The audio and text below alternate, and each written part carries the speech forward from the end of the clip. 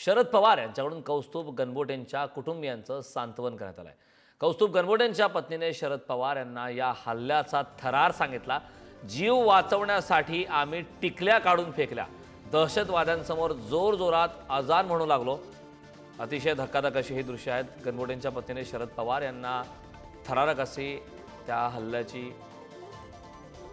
खरं तर अंगावर काटा आणणारा हा थरार सांगितला। गणबोटेंच्या पत्नीने शरद पवार यांना हल्ल्याचा थरार सांगितला आणि त्यांचा मित्र असा कोपऱ्यात बसला होता, त्याला बोलवून घेतलं। आजान पडताय क्या, बोलताय क्या कुछ। आम्ही त्याचा ऐकून पटापट टिकल्या काढून फेकल्या की आम्हाला मारायला नको म्हणून, आणि सगळे अल्लाह अकबर म्हणायला लागलो।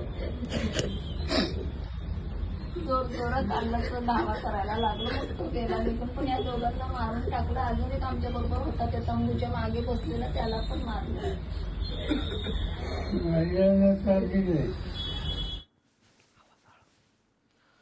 तर जीव वाचवण्यासाठी आम्ही टिकल्या काढून फेकल्या, जोरजोरात अजान म्हणायला लागलो। जीव वाचवण्यासाठी व्याकुळ होऊन त्या ठिकाणी प्रयत्न केल्याचं सुद्धा आता समोर आलंय। आणि त्यांचा मित्र असा कोपऱ्यात बसला होता, त्याला बोलवून घेतलं। आजान पडताय क्या, बोलताय क्या कुछ। आम्ही त्याचा ऐकून पटापट टिकल्या काढून फेकल्या की आम्हाला मारायला नको म्हणून, आणि सगळे अल्लाह अकबर म्हणायला लागलो।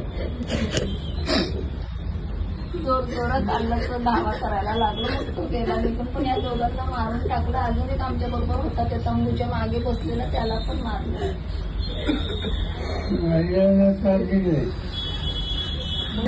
आणि त्यांचा मित्र असा कोपऱ्यात बसला होता, त्याला बोलवून घेतलं। आजान पडताय क्या, बोलताय क्या कुछ।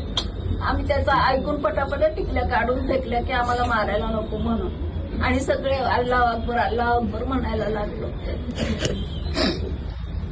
जोर जोरात अल्लाहचा दावा करायला लागलो। तो गेला निघून, पण या दोघांना मारून टाकलं। अजून एक आमच्या बरोबर होता, त्या तंबूच्या मागे बसलेला, त्याला पण मारलं।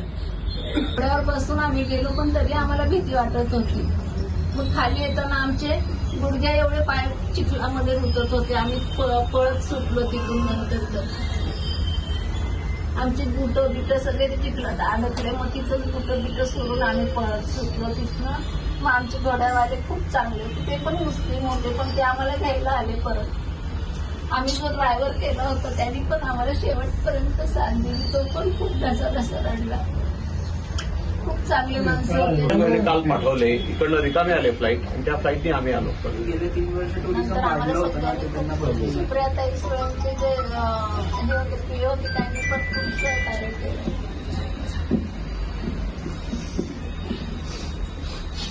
सगळ्यांकडे तिने बिचारी मुलगी असून सुद्धा ती बिरानं उभी राहिली। आम्हाला दोघ्यावर बसून आम्ही गेलो, पण